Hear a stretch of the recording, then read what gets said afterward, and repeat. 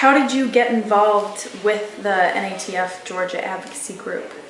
Well, first of all, let me just say it's been a pleasure working with NATF, and of all the things I do as an elected official, when I get to meet new people and new causes, it just kind of reinvigorates me, and I'm very appreciative.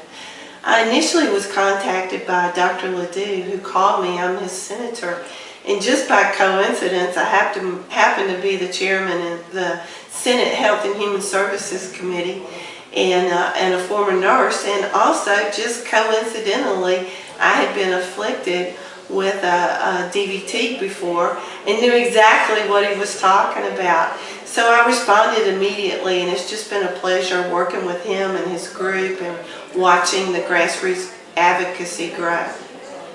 Now, you mentioned your personal experience Yes. with DVT, and actually you mentioned it this morning in the press conference, but would you be able to just elaborate a little bit more? Sure. I was on a convention trip. I had traveled to San Diego, California about 10 years ago, and I travel a lot. I fly a lot all over the country, and I had been on a summer of a lot of airline flights.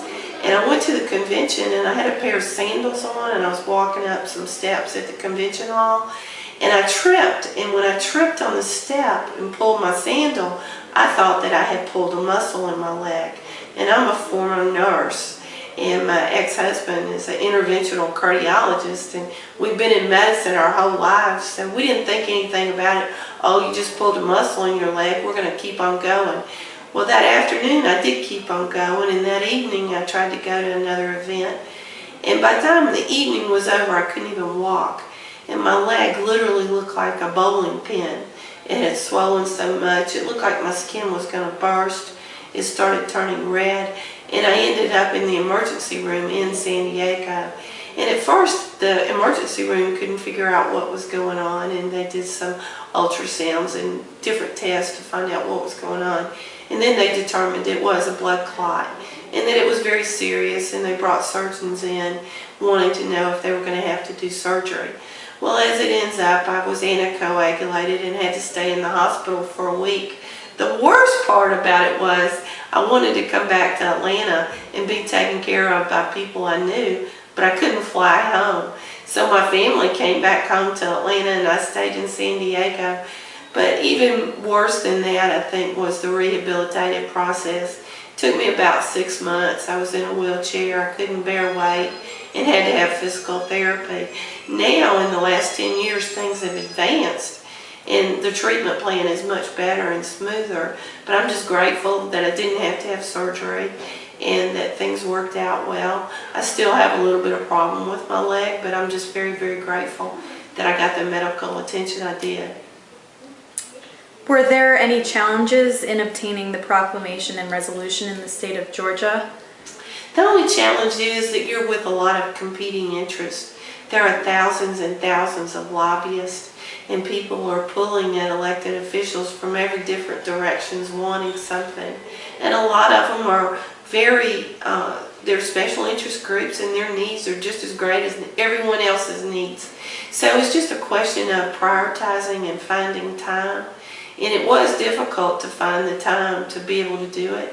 But I think if you really are sincere and you want to do something, and knowing that I have so many kids behind me that are pushing on this issue, it really pushed it to the top and made it a priority for me. But I can tell you this group is definitely different. They're much younger, they're much more focused, and they're much more sincere. And that's why I believe that they'll go further, and they're going to do very well with this effort.